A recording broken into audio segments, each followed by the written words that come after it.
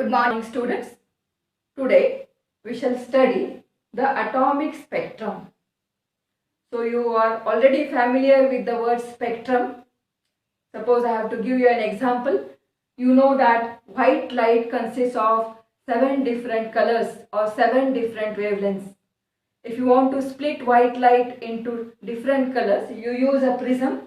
White light is passed through a prism.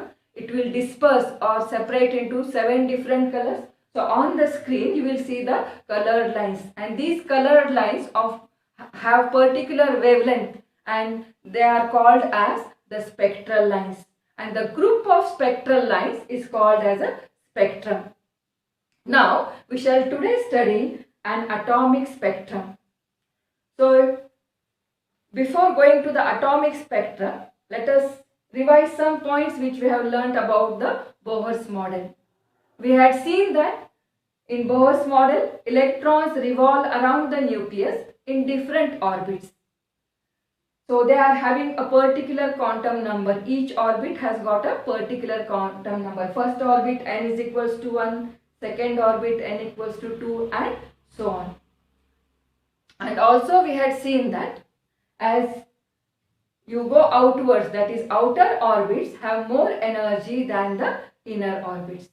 So with these points in mind, let us see how an atomic spectrum is formed. So what is done is, an atomic gas is heated. So when an atomic gas is heated, the electrons in the atoms absorb the heat, and when they get extra heat, they jump to the higher energy orbits. So I have written in and jump to higher energy orbits. Suppose electron jumps from the first orbit to the second orbit. Now in the higher energy orbit, it will remain for a very short time, and then again it will jump back to the lower energy orbit. And you know that whenever an electron jumps from higher energy orbit to a lower energy orbit, the difference of energy between the two orbits is given out in the form of electromagnetic radiation. And this produces a spectral line of definite wavelength. And what is the wavelength of the spectral line? We had derived it last time. The wavelength is given as 1 by lambda is equals to r into bracket 1 upon n1 square minus 1 upon n2 square, where n2 is greater than n1. So these spectral lines form bright lines on a dark background. So the appearance of the spectrum is like this, and it is called as the line emission spectrum because it consists of spectral lines of definite wavelengths. It is called as a line emission spectrum. Emission because it is emitted by an atom. So this is the appearance of the line emission spectrum. So one point is very clear, that what is the reason for the emission of a spectral line. When is a spectral line is emitted? A spectral line is emitted when an electron jumps from higher energy orbit to the lower energy orbit. Now another type of spectrum, we call it as the line absorption spectrum. So here what we have seen, a gas is heated and it emits the spectral lines. Now the same spectral lines can be absorbed by a gas. So for that what is done is, we take a cold gas and we pass white light through a cold gas. So when white light passes through a cold gas, the lines which it would emit are absorbed by it. Therefore, instead of bright lines, you will have a dark lines on a bright background. And this type of spectrum is called as the line absorption spectrum. So in emission spectrum, you have bright lines on a dark background, and this is just a reversal. In absorption spectrum, you have dark lines on a bright background. Now I will tell you the importance of the line emission spectrum. So each element has got its own unique line emission spectrum. You can say it is like a fingerprint of that element, because you know no two persons will have the same fingerprints. Each person has got a unique fingerprint. Like that, each element has got a unique line emission spectrum. So it is a fingerprint of that element. Suppose you take a sodium element. Sodium gives two yellow lines. If you take mercury, you see different color lines from violet to red, like that. Each element has got its own specific line emission spectrum. So this is all about the atomic spectrum. So let us revise the points we have done now. The important point is, when an atomic gas is heated, the electron in the orbits absorb the heat and jump to higher energy orbits. In the higher energy orbits, they remain for a short time and again return back to the lower energy orbit. When the electron jumps from higher energy orbit to the lower energy orbit, the difference of energy between the two orbits is given out in the form of electromagnetic radiation. Therefore, a spectral line is emitted of wavelength 1 by lambda equals to r into bracket 1 upon n1 square minus 1 upon n2 square, where n2 is greater than n1. And what is the appearance of this line emission spectrum? It consists of bright lines on a dark background, and it is a fingerprint of that element. Each element produces its own unique line emission spectrum. Now, the same lines emitted by the gas when it is hot will be absorbed when it is cold. That is, when you pass white light through a cold gas, then the lines which it would emit when it is hot will be absorbed by it. Therefore, you will have dark lines on a bright background, and such a spectrum is called as a line absorption spectrum. Now, in particular, we shall study the spectral series of hydrogen atom. Just now we have seen that when an electron jumps from higher orbit to a lower orbit, a spectral line is emitted and the wavelength of the spectral line is given by the formula 1 upon lambda is equals to r into bracket 1 upon n1 square minus 1 upon n2 square, where n2 is greater than n1. Also, in the previous session, we have derived the relation En equal to minus 13.6 upon n square electron volt. So this relation gives you the energy of different orbits of the hydrogen atom. Now, using this formula, we shall find out the energies of different orbits of the hydrogen atom. You know, the orbits are having different principal quantum numbers. N equal to 1 corresponds to the first orbit. N equals to 2 is the second orbit. N equals to 3 is the third orbit, and so on. And the last one, N is equals to infinity. So, now the energies corresponding to these orbits we shall calculate using the formula, and these horizontal lines show the energy states of the different orbits. Now let us put n equal to 1 in this formula. You will get energy of the first orbit, that is E1 is equals to minus 13.6 upon 1 square. So the value will be minus 13.6 electron volt. This is the energy of the first orbit of hydrogen atom. Similarly, let us put n equal to 2. You will get energy of the second orbit. E2 will be equal to minus 13.6 upon 2 square. If you simplify, the answer comes out to be minus 3.5 electron volt. Then we shall go to the next orbit. Put n equal to 3 in this formula. Simplify, the energy comes out to be minus 1.5 electron volt. Like this, you can calculate the energies of different orbits of the hydrogen atom. So these energies with negative sign I have represented on this side. So the unit of energy is electron volt. Now coming to the last energy level, n equal to infinity. If I put n equal to infinity, anything divided by infinity is 0. So the value of E infinity will be nothing but 0. So corresponding to n equal to infinity, the energy is 0. Now you will find that as you go upwards, that is as the quantum number increases, the energies goes on increasing because it is with a negative sign. The meaning is minus 3.5 is greater than minus 13.6. Why? Because it is with a negative sign. So as you go away from the nucleus, that is outer orbits have got more energy than the inner orbits. So which is the energy state having minimum energy, lowest energy state? That will be nothing but n equal to 1. So n equal to 1 energy state has got lowest energy and it is called as the ground state. Whereas n equal to 2, n equal to 3, 4, 5 and so on, these are having higher energies than the first energy level and they are called as the excited states. And when you go to n equal to infinity, then the electron is in the free state. It is not bound to the nucleus. So n equal to infinity represents the free state. So first energy level corresponds to the lowest energy. It is called as the ground states. The higher energy levels are called as the excited states, and n equal to infinity is nothing but the free state of the electron. Now, based on this energy level diagram, we shall write now the spectral series of hydrogen atom. So just now we have seen that when electron jumps from higher energy orbit to the lower energy orbit, a spectral line is emitted. Now let us take the transitions of the electron from higher orbits to the first orbit.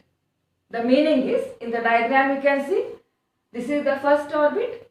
So from second orbit to the first orbit, this will be the first transition. Then third orbit to the first orbit, second line. Then fourth orbit to the first orbit, third line, and so on, which will be the last line from n equal to infinity to n equal to 1. This will be the last line in the series. So all the transitions, you will see that all transitions from higher energy levels to the first orbit results in a group of spectral lines, and this group of spectral lines is called as the Lyman series. So how do you define the Lyman series? Lyman series is due to transition of electrons from higher orbits to the first orbit. So let us write the value of n1 and n2 in this formula. n1 is fixed here, n1 is equals to 1, and what are the values of n2? Higher orbits. First line will be transition 2 to 1. So n2 starts with 2, then 3, 4 and last one is infinity. So this group of spectral lines is called as the Lyman series, and you should remember that this series lies in which region of the electromagnetic spectrum? UV region. UV region is nothing but ultraviolet region of the electromagnetic spectrum. So this is the first series, Lyman series. Now go to the next series. Next series is due to transition of the electrons from the higher orbits to the second orbit. The meaning is, this is your second orbit. First transition will be 3 to 2, then 4 to 2 and so on. Last one will be infinity to 2. So all the transitions from higher orbits to the second orbit results in a group of spectral lines, and this group of spectral lines is called as the Balmer series. So what are the values of n1 and n2 for the Balmer series?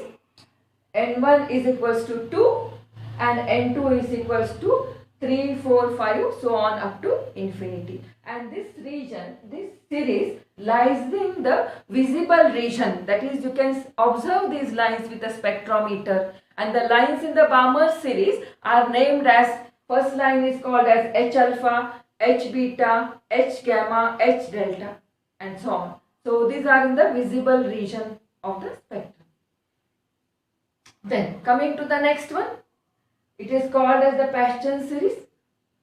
So all the transitions of the electrons from higher orbits to the third orbit results in a group of spectral lines, and this group is called as the Paschen series. So what are the values of n1 and n2 for the Paschen series? n1 is equals to 3 and n2 is equals to 4, 5 and so on up to infinity. The next one is called as the bracket series. So what is the bracket series? It is due to transition of the electrons from higher orbits to the fourth orbit. Similarly, go to the next one, Fund series. It is due to transition of the electrons from higher orbits to the fifth orbit. So we are having 5 groups of spectral lines. First group is Lyman series, then Balmer series, then Paschen series, bracket series and Fund series. So these are shown in the figure. So these vertical lines show you the transitions of the electrons, whereas the horizontal lines in the diagram show you the energy states of different orbits. So this is called as the energy level diagram. Now, in which region do the three series lie? That is Paschen, bracket and Pfund. All the three series lie in the infrared. So first one is ultraviolet, then second one visible, and the remaining three lie in the infrared region. And this is how you show the different spectral series of hydrogen atom in the form of energy level diagram. Now the next point is, suppose you take any group of series. Let us take Lyman series. So you are having different wavelength, different lines here. So this is the first line. From say 2 to 1 transition gives you the first line. The last line is due to transition from infinity to 1. Last line. First line and last line. Now which line has the longest wavelength and which line is the shortest wavelength? Now we have seen that when electron jumps from higher orbit to the lower orbit, the energy difference is given out in the form of radiation. So this energy difference is nothing but energy of a photon, that is nothing but h nu, and nu is c upon lambda. So energy difference is equal to hc upon lambda. So what do you find here? Energy difference is inversely proportional to lambda. The meaning is, as lambda increases, the energy difference decreases. Now you can find out here, if you take the last line, it is from infinity to the first. So here energy difference is large. If energy difference is large, then the wavelength will be short. So which line has got the shortest wavelength? It is nothing but the last line in the series. And the last line in the series is called as the series limit. So you can remember like this, longer the transition, this transition is longer, length is more. Longer the transition, shorter is the wavelength. Now coming to the first line has got a energy difference very small, isn't it? So if the energy difference is small, then the wavelength will be long. So which line has got longest wavelength? It is nothing but the first line. So smaller is the transition, longer is the wavelength. So the first line or the first member of the series has got the longest wavelength. So remember this point, it is useful for the problems. In any series, the first line has got the longest wavelength and the last line or the series limit has got the shortest wavelength. Now another point I would like to explain is, we shall define two energies. One is ionization energy, another is excitation energy for a hydrogen atom. Now just now we have seen that when electron jumps from higher orbit to the lower orbit, it gives out energy.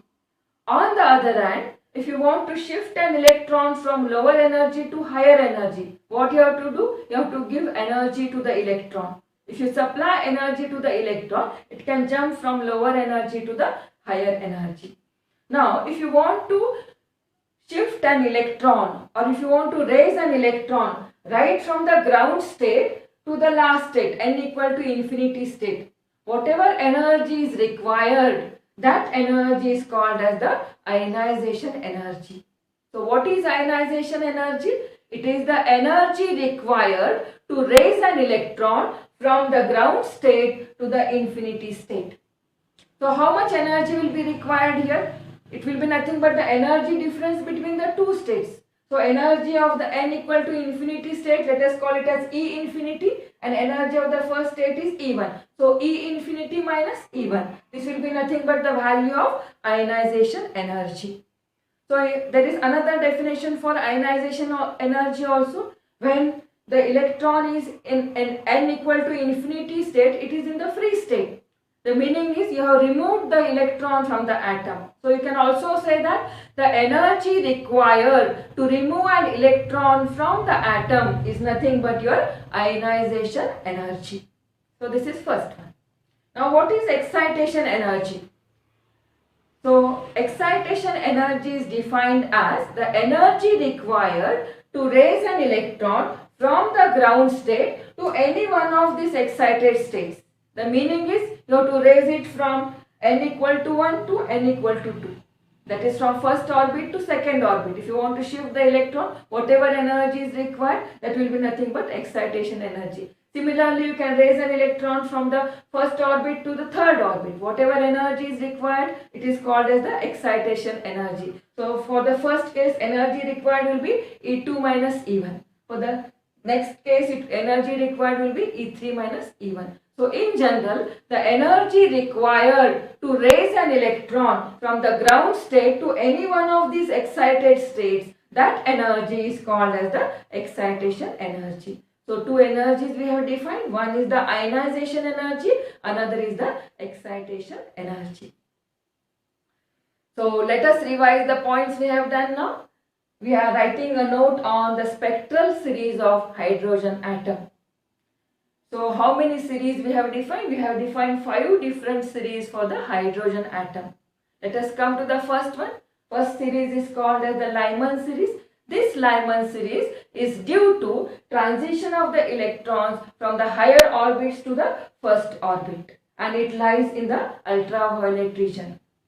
Second one is called as the Balmer series. It is due to the transition of the electrons from higher orbits to the second orbit. It lies in the visible region.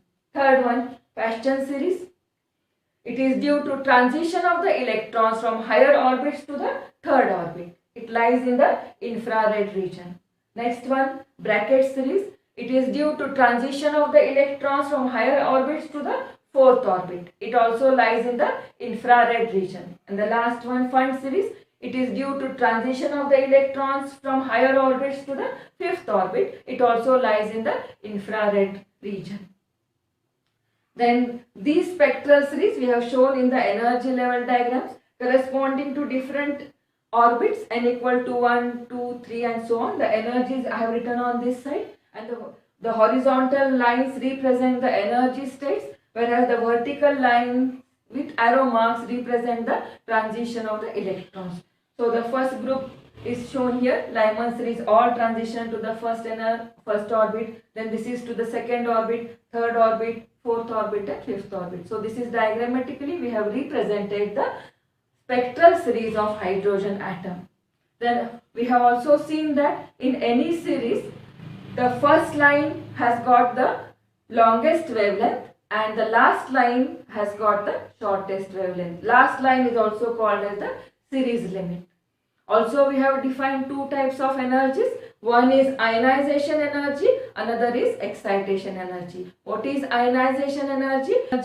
Energy required to raise an electron from the ground state to n equal to infinity state, or else energy required to remove an electron from the atom is called as ionization energy. And what is excitation energy? Energy required to raise an electron from the ground state to any one of these excited states is called as the excitation energy. So this is all about the spectral series of hydrogen atom. We have named the different series of hydrogen atom and we have shown this series in the form of energy level diagram.